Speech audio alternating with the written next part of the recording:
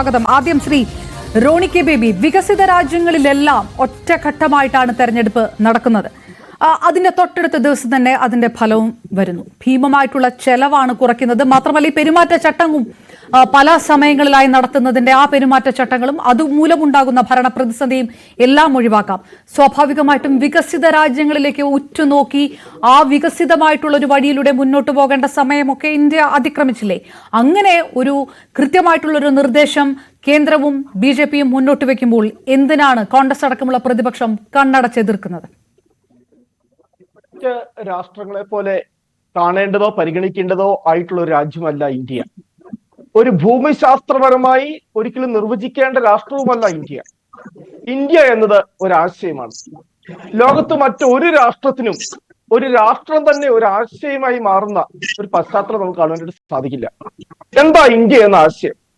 അത് രവീന്ദ്രനാഥ് ടാഗോറും നെഹ്റുവും ഒക്കെ വളരെ സുന്ദരമായി നിർവചിച്ചിട്ടുണ്ട്. ഇന്ത്യയുടെ യഥാർത്ഥ കാതൽ എന്ന് പറയുന്നത് വൈവിധ്യങ്ങളാണ്. ബഹുസ്വരതയാണ് ഇന്ത്യയുടെ യഥാർത്ഥ സൗന്ദര്യം എന്ന് പറയുന്നത്. അവിടെ നിന്നുകൊണ്ടാണ് യൂണിറ്റി ഇൻ ഡൈവേഴ്സിറ്റി എന്ന ആശയം നെഹ്റു രൂപീകരിച്ചത്. പക്ഷേ ആ വൈവിധ്യങ്ങളെ നമ്മൾ തകർക്കാൻ ശ്രമിച്ചാൽ, നമുക്കറിയാം ചരിത്രത്തില് ഇപ്പോൾ മറ്റനേകം രാജ്യങ്ങളെ കുറിച്ചുകൂടെ പറഞ്ഞല്ലോ, ഇതുപോലെ വൈവിധ്യങ്ങളുള്ള ഏതൊരു രാജ്യം ലോകത്ത് എവിടെയെങ്കിലും ഉണ്ടോ? സോവിയറ്റ് യൂണിയൻ ഉണ്ടായിരുന്നു, തകർന്നുപോയി. ചെക്കോസ്ലോവാക്യ ഉണ്ടായിരുന്നു, തകർന്നുപോയി. യുഗോസ്ലോവാക്യ ഉണ്ടായിരുന്നു, തകർന്നുപോയി. ഇപ്പോൾ വൈവിധ്യങ്ങളുള്ള രാഷ്ട്രങ്ങൾ അതിജീവിച്ച് നിൽക്കുക എന്ന് പറയുന്നത് അത് one of the rarest case in history. ചരിത്രത്തിലെ അപൂർവതകളിൽ അപൂർവതയാണ്. അങ്ങനെ ഒരു അപൂർവതയാണ്, ലോകമഹാത്ഭുതമാണ് ഇന്ത്യ എന്ന രാജ്യം. പക്ഷെ ഇപ്പോൾ ഇന്ത്യ ഭരിച്ചുകൊണ്ടിരിക്കുന്ന രാഷ്ട്രീയ പ്രസ്ഥാനം, അവരുടെ ഒരു പ്രത്യയശാസ്ത്രമുണ്ട്. അവരെ ഈ വൈവിധ്യങ്ങളെ ഒരിക്കലും അംഗീകരിക്കാൻ തയ്യാറല്ല. അവരെ ഒരു ഏകശിലാത്മകമായിട്ടുള്ള ഒരു രാഷ്ട്രം, അത് ദീൻ ദയാൽ ഉപാധ്യായി ഒക്കെ അദ്ദേഹം ഏകാത്മക മാനവ ദർശനം എന്ന ചിന്ത മുന്നോട്ട് വെച്ചു. BJPയുടെ ജനസംഘം നേതാവായിരുന്നു. അതിനു മുമ്പ് ഡോക്ടർ ഖഡ്ഗേവാളും സവർക്കറും ഒക്കെ പറഞ്ഞ ഗുരുജി ഗോൾവാൾക്കറും ഒക്കെ പറഞ്ഞ ആശയം അവർ അംഗീകരിക്കുന്നത് ഒരു ഏകശിലാത്മക ആശയത്തെയാണ്, ഈ വൈവിധ്യങ്ങൾക്ക് നേരെ എതിരായി. അതുകൊണ്ടാണ് ഈ BJP അധികാരത്തിൽ വന്നപ്പോൾ അവർ നടപ്പാക്കി ശ്രമിച്ചുകൊണ്ടിരിക്കുന്നത് ഒരു രാഷ്ട്രം ഒരു നിയമം, ഏകീകൃത സിവിൽ കോഡ് ഇവിടെ കൊണ്ടുവരാൻ വേണ്ടി അവർ ശ്രമിക്കുന്നു. ഒരു രാഷ്ട്രം ഒരു ഭാഷ, പുതിയ ദേശീയ വിദ്യാഭ്യാസ നയത്തിലൂടെ ഇവിടെ അത് അടിച്ചേൽപ്പിക്കാൻ വേണ്ടി ശ്രമിക്കുന്നു. ഒരു രാഷ്ട്രം ഒരു നികുതി, GST സമ്പ്രദായം ഇവിടെ കൊണ്ടുവരാൻ വേണ്ടി ഇവര് ശ്രമിച്ചുകൊണ്ടിരിക്കുന്നു. അടുത്ത ഇവരുടെ മറ്റൊരു തന്ത്രമാണ് ഒരു രാഷ്ട്രം ഒരു തെരഞ്ഞെടുപ്പ്.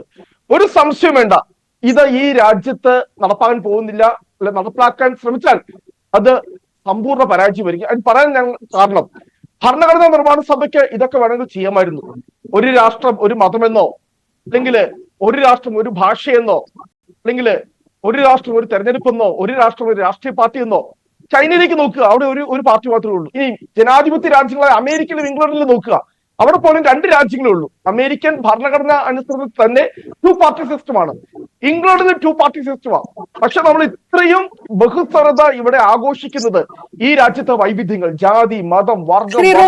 അപ്പോൾ ഈ ഭീമമായ ചെലവ്, അതാണല്ലോ ഈ ഒന്നാം വാദം പറയുന്നത്, അത് പ്രതിപക്ഷം കാണുന്നില്ലേ? അത്തരം ഒരു പ്രതിസന്ധിയിൽ നിന്ന് രാജ്യം കരകയറട്ടെ എന്ന് സാമ്പത്തികമായി നിങ്ങൾ വിലയിരുത്തുന്നില്ലേ? കാരണം 100 കോടി ജനങ്ങളെ വെച്ചുകൊണ്ട് എങ്ങനെ ഒന്നിച്ചൊരു തെരഞ്ഞെടുപ്പ് ഇവിടെ നടത്താനായിട്ട് സാധിക്കും? 28ഓളം സംസ്ഥാനങ്ങള്, അതോടൊപ്പം തന്നെ 7-8ഓളം കേന്ദ്രഭരണ പ്രദേശങ്ങൾ, ഇത്രയും വൈവിധ്യങ്ങൾ നിറഞ്ഞു. നമുക്കിപ്പം തന്നെ അറിയാം, ഈ കഴിഞ്ഞ ലോക്സഭാ തെരഞ്ഞെടുപ്പ് തന്നെ നടന്നത് എത്ര ഘട്ടങ്ങളിലായിട്ടാണ്? ഏകദേശം 2-3 മാസം എടുത്തു. അതാണ് ഈ രാജ്യത്തിന്റെ വൈവിധ്യം എന്ന് പറയുന്നത്. ഒരു സംസ്ഥാനങ്ങളിൽ പോലും 5-6 ഘട്ടങ്ങളിലായിട്ടാണ് തെരഞ്ഞെടുപ്പ് നടക്കുന്നത്. ഒരു സംസ്ഥാനത്ത് പോലും ഒന്നിച്ച് തെരഞ്ഞെടുപ്പ് നടത്താനായിട്ട് സാധിക്കുന്നില്ല. ഇപ്പോൾ ഈ തൊട്ടടുത്ത് നിയമസഭാ തെരഞ്ഞെടുപ്പ് നടന്ന സ്ഥലങ്ങളൊക്കെ നോക്കുക, ജാർഖണ്ഡിൽ പോലും 80 സീറ്റുള്ള ജാർഖണ്ഡിൽ പോലും 3 ഘട്ടങ്ങളിലായിട്ടാണ് തെരഞ്ഞെടുപ്പ് നടക്കുന്നത്. അങ്ങനെ നിൽക്കുന്ന രാജ്യത്ത് പിന്നെ അതുകൊണ്ട് ഇതിനകത്ത് ഒരുപാട് ഗുരുതരമായ പ്രശ്നങ്ങളുണ്ടെന്നേ. ഒന്ന്, ഇന്ത്യൻ ഭരണഘടനയിൽ ഇപ്പോഴും കൃത്യമായി എഴുതി വെക്കാത്ത ഒരു കാര്യമുണ്ട്. തെരഞ്ഞെടുപ്പിന് ശേഷം ഒരു പാർട്ടിക്കും ഭൂരിപക്ഷം കിട്ടാത്ത അവസ്ഥ വന്നാൽ എന്ത് ചെയ്യും? ഇപ്പോൾ ഇവർ പറയുന്നു ഒന്നിച്ചൊറ്റ തെരഞ്ഞെടുപ്പ് നടക്കാൻ പോവുക. 28 സ്റ്റേറ്റുകൾ തെരഞ്ഞെടുപ്പ് നടക്കുന്നു.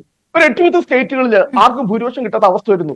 അവിടെയൊക്കെ നിയമസഭ പിരിച്ചുവിട്ട്, നമുക്കറിയാം കേരളത്തിലെ അവസ്ഥ അറിയാം. 1965 ഒരു പാർട്ടിക്ക് ഭൂരിപക്ഷം കിട്ടിയില്ല. 2 വർഷം അവിടെ നിയമസഭ സ്റ്റാൻഡ് ബൈ ആയി നിന്നു. എന്നിട്ട് വീണ്ടും 67 തെരഞ്ഞെടുപ്പ് നടക്കുന്നത്. അപ്പോൾ ഇതൊന്നും ഒരു പ്രായോഗികമല്ല. ഇതിനകത്ത് ഒറ്റ അജണ്ടയുള്ളൂ. ഒന്ന്, ഇന്ത്യ ഒരു പ്രസിഡൻഷ്യൽ രീതിയിലേക്ക് മാറ്റണം. ഞാൻ ഒറ്റ കാര്യം കൂടി ചൂണ്ടിക്കാണിക്കട്ടെ. ഇന്ത്യയിൽ എല്ലാ തെരഞ്ഞെടുപ്പുകളും 2 പാറ്റേണിലാണ്. തൊട്ട് മഹാരാഷ്ട്ര നിയമസഭാ തെരഞ്ഞെടുപ്പ് നോക്കുക. നമ്മുടെ ആ 280 സീറ്റിൽ നിയമസഭയിലേക്ക് തെരഞ്ഞെടുപ്പ് നടന്നതിനൊപ്പം നന്ദേഡ് എന്ന് പറയുന്ന ലോക്സഭാ മണ്ഡലത്തിൽ തെരഞ്ഞെടുപ്പ് നടന്നു. ആ നന്ദേഡ് ലോക്സഭാ മണ്ഡലത്തിലെ 6 അസംബ്ലി സെഗ്മെന്റിൽ കോൺഗ്രസ് പരാജയപ്പെട്ടു. 2 ലക്ഷം വോട്ടിനാണ് അവിടെയുള്ള മുഴുവൻ സ്ഥാനാർത്ഥികളുടെയും പിന്നെ മാർജിൻ എന്ന് പറയുന്നത്, തോറ്റുപോയ മാർജിൻ. പക്ഷെ ആ ലോക്സഭാ സീറ്റ് കോൺഗ്രസ് ജയിച്ചു. ആ നന്ദേഡ് ലോക്സഭാ സീറ്റിൽ ഒരേ സമയം തന്നെ നടന്ന അസംബ്ലി തെരഞ്ഞെടുപ്പിലും ലോക്സഭാ തെരഞ്ഞെടുപ്പിലും 2 വ്യത്യസ്തങ്ങളായ പാറ്റേൺ ആണ് നമ്മൾ കണ്ടു. കഴിഞ്ഞ മെയ് മാസമാണ് നമ്മുടെ ലോക്സഭാ തെരഞ്ഞെടുപ്പ് നടന്നത്. ഇതേ പാർട്ടികളല്ല വീണ്ടും ഹരിയാനയിലേക്ക് വരുമ്പോൾ, ജാർഖണ്ഡിലേക്ക് വരുമ്പോൾ, അതുപോലെ തന്നെ മഹാരാഷ്ട്രയിലേക്ക് വരുമ്പോൾ ഇവരെന്താ ആഗ്രഹിക്കുന്നത് വളരെ വ്യക്തമാണ്.